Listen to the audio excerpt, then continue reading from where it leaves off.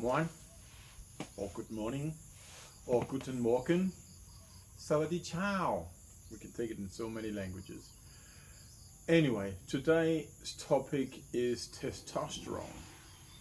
Because I've been, if you follow my videos, been testing my testosterone lately, and I've also been trying to do something to mitigate the fact that it was above the range that is normal, which is, I would say, counterproductive to something like prostate cancer. So I do soy milk and I do licorice. That's what I do to reduce it. But I'm at the same time doing everything else to increase it, you could say, because I'm on a carnivore diet and a lot of red meat is providing me with a better testosterone levels in normal terms. And I am exercising more than usual, and I've got my goals set up so that I will be doing more exercise than I normally do. And that all adds up to more testosterone. So if it's counteracting or not, I'm not 100% sure. I know that my level was at 7 point something, which was above the range that was stated on the paper the 2 times ago. But last time I had it brought down to somewhere around in the middle of it. It does cost me a lot of money to do all these blood tests, but I am thinking seriously that I want to do both the testosterone and the PSA and the liver test next time. And next time is, by the way, going to be the 14th of August. It's going to be a celebration day because that is exactly 1 year ago since I got my first PSA at 124. So why not do that the 14th of August? It has given me about 3.5 weeks since my last PSA, which is okay. In 1 month, that's what it is. But topic testosterone is not just because what has been and what I'm planning to do. It's also because I've started black seed oil, black cumin seed oil. And I've just asked somebody, or in a group I asked if anybody had specific experiences using black seed oil for prostate cancer. And it's been a few days, nobody's really answering. Somebody's been answering a little bit about the benefits and the properties of black seed oil. Somebody even pointed me in the direction with something with high TQ levels, or HQ, can't remember the name, but it's something that is the active component that we are benefiting from in the black seed oil. So anyway, after a few days, somebody said, no, black seed oil increases the testosterone level. And that just had me thinking. It had me thinking about whether focusing on killing testosterone level is really the bad thing. And it made me thinking of a story, or not a story really, but the Top Gear and Jeremy Clarkson. I think I told this story before when I recorded, but I'm not sure. If I have, you excuse me. But it still reminds me of that very one. That he was given a supercar and he was going on a closed track. And he was told that he had to do more than 250 kilometers an hour in the curves. It was curves that were pretty sharp. So in a normal car, we'd probably be doing 120, 150 to start with, and then work your way up until you get confident enough to do the curves at, say, 250 an hour. But the car was produced in such a manner that the downward force of the car reached a level where it could maintain contact with the tarmac if it went by more than 250 kilometers an hour. But on the other hand, if it was doing like, say, 200 an hour, it would go too fast for the corner and it would have too little downdraft, so it would just be thrown off the track.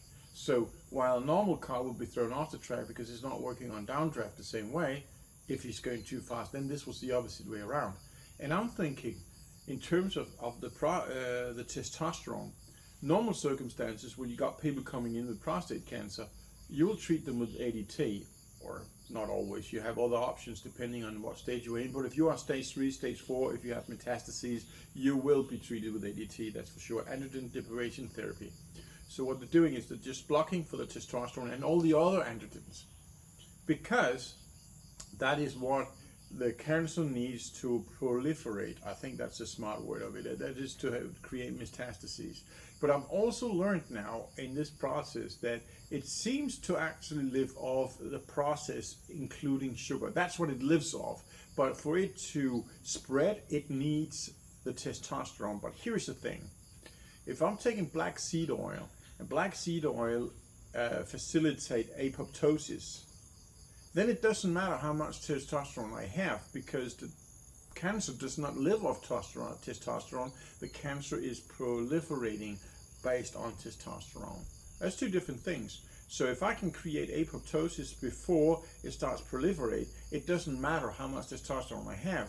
But at the same time, a healthy body has a healthy level of testosterone.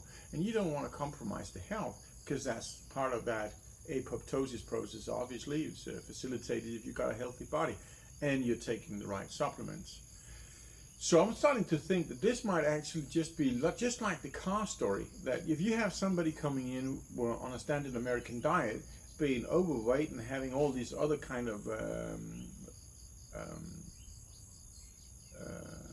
morbidities or diseases and issues in their bodies, and you need to help them. Yes, you do ADT, and that would be a way to go, because you can't tell them to cut off the sugar to the food, and you can't tell them to do a lot of exercise. Not just that, but the doctors are not educated to say that. And so if you're coming in on a standard American diet, overweight, and you need treatment, then you are the so-called regular car that is already dysfunctional in so many ways, in terms of doing the track, that if you are doing too much speed, you'll be thrown off. If you're doing too much testosterone, you'll be thrown off. But I'm coming in a top-tuned race car, one that has been really tuned in the last year. All the parameters is absolutely top dollars, except for my liver numbers, the bilirubin numbers, but I'm working on those. Everything else is absolutely top dollar. So I am, on the other hand, now the top-tuned race car that will be thrown off the track if I do 250. But I can't. No, sorry. Yeah, I can do the 250 in this body, which actually means that I have a lot better capacity of combating the cancer if my testosterone is higher. If that makes any sense. I'm really working a lot on the whim here. I'm really working a lot on intuition combined with the information I have, but the information I have are very sparse. And I only know, as far as testosterone goes, that is how they proliferate, it's how it metastasizes, it is by the use of testosterone, but it's not how it lives. Because when you're going zero on testosterone, the cancer still is there and is still learning. But the question is also, no, that's not the question, because if you do, for instance, Lupron, and you add Casodex to the equation, meaning that you have blocked the signal from the brain to the testes, and you have blocked the androgen receptors in your body. That way you have 100% lockout of everything for the cancer to get hands on. If that worked 100% as a way to deprive it from what it needs to survive, it would kill them. You do that for a month, and I don't think there will be any cancer left. That will be the solution. But it's not the solution, because it's not the solution. It is still living off sugars or a process that includes glucose. And that's why testosterone only helps preventing it from spreading. And that is if you're driving the standard American diet car. If you're driving a supercar, I think you should just keep on working on your health and disregard everything that is related to testosterone in reality.